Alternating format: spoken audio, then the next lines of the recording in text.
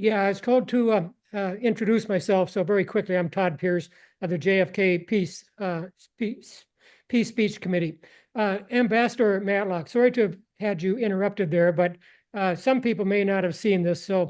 But you did. You took this speech, you took words out of it, and you put them into President Reagan's speech in 1984, which really began to turn the tide against the Cold War. So if you'd resume what you were saying, you gave a great lead up with the Cuban Missile Crisis of how that affected you and President Kennedy, and eventually reached President Reagan's mouth, so to speak. So if you'd resume anything you have to say on this speech, please go ahead. Yes. Well, first of all, in 83, spring of 83, I was asked to come on the National Security Council staff, and specifically to help develop a negotiating plan with the Soviet Union. Most of Reagan's advisors, except for the Secretary of State, George Shultz, thought that there was no point in negotiating with the Soviet Union. You could only bring pressure to bear on them. But that was not Reagan's view. And one of the first meetings we had after I came on the staff was held so secret we didn't even meet in the West Wing. We met in the residence upstairs, and there were only 7 people there, including the Secretary of Defense, Secretary of State, Chairman of the Joint Chiefs, National Security Advisor, and I think the Jim Baker, who was then Chief of Staff. And what Reagan was saying was that it was time to negotiate with the Soviet Union, and so on. And I recall that Weinberger, the Secretary of Defense, started saying, well, you know, we really have that.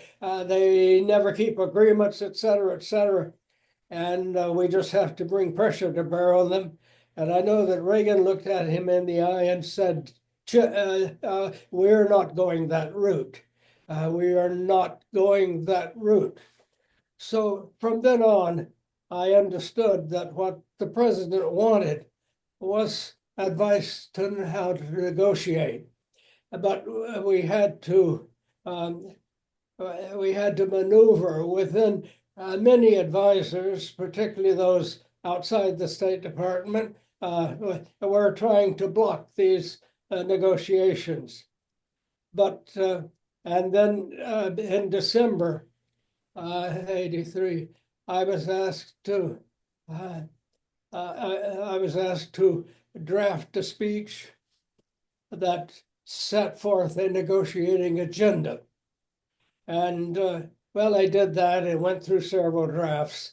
But essentially, what I tried to do was, instead of making demands, to invite cooperation and to describe 4 areas in which we could and should try to cooperate. The first of these was reducing arms, and the second was to reduce conflict in third areas. The third was to cooperate to improve respect for human rights. For the first time, we were not saying, you got to get your house in order. We said, let's cooperate to improve human rights. And then, of course, we were facing an Iron Curtain and almost no contacts across the board.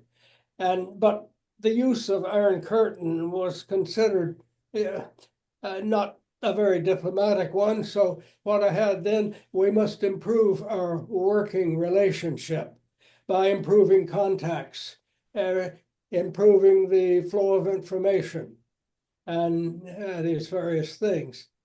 And then after putting this forward, I had him quote from the Kennedy speech, several of the paragraphs about the need to negotiate. And well, when he read it, he said, look, do I have to have that quote from Kennedy? And I said, yes, you do. And he said, why? And I said, you know, that speech came after the Cuban Missile Crisis.